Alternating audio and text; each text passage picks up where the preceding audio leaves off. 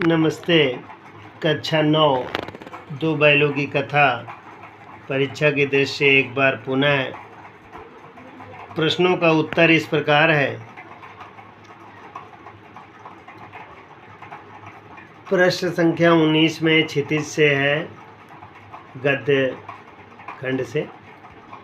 पहला है, काजी हाउस में कैद पशुओं की हाजिरी क्यों ली जाती थी?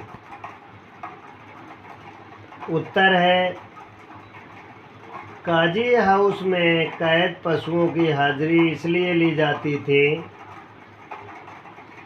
कि उनसे ये पता लगे कि कोई भाग तो नहीं गया है और उनकी अच्छी देखरेख के कारण हाजिरी ली जाती थी। प्रश्न नंबर 2 है, छोटी बच्ची को बैलों के प्रति प्रेम क्यों उमड़ आया? इसका उत्तर इस प्रकार है, छोटी बच्ची को बैलों की प्रति प्रेम इसलिए उमड़ा क्योंकि वह बिना माँ की बेटी थी। सौतेली माँ के अत्याचार से परेशान थी। वही अत्याचार उसने अपने पिता के द्वारा हीरा और मोती पर देखा, इसलिए उसे प्रेम उमड़ आया। प्रश्न नंबर 3 है, कहानी में बैलों के माध्यम से कौन कौन सी नीति विषयक मूल्य उभर कर आए हैं? उत्तर है, कहानी में बैलों के माध्यम से निम्न नीति विषयक उभर कर आए हैं, जो इस प्रकार है।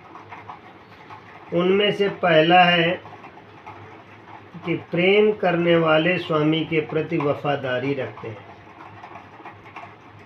दूसरा है, स्वतंत्रता के लिए सदा प्रयास करना चाहिए। तीसरा है, महिलाओं पर हमला न करें। और जो चौथा बताया गया है, सबसे मूल्यवान चीज बताई गई है, कभी हिम्मत न हारें।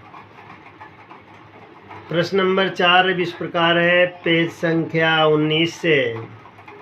प्रस्तुत कहानी में प्रेमचंद ने गधे को किन स्वभावगत विशेषताओं के आधार पर उसके प्रति रूढ़ अर्थ मूर्ख का प्रयोग न कर किस नए अर्थ की ओर संकेत किया है? उत्तर है, प्रस्तुत कहानी में प्रेमचंद जी ने लेखक ने गधे की विशेषताओं में बताया है, गधा एक मूर्ख कहा गया है।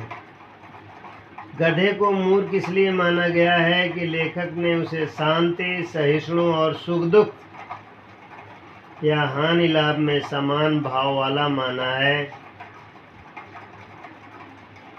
जिसकी समता समानता ऋषि मुनियों के स्वभाव से की जाती है, इसलिए उसे निपट मूर्ख माना गया।